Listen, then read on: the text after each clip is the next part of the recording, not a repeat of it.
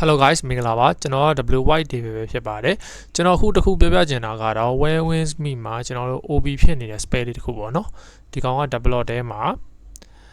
spell ထဲမှာပေါ့နော်ဒီထဲကမြေရုပ်လေးနဲ့ဟာပေါ့ဒီကောင်က moral chuck ဆိုလားမသိဘူးเนาะဒီကောင်က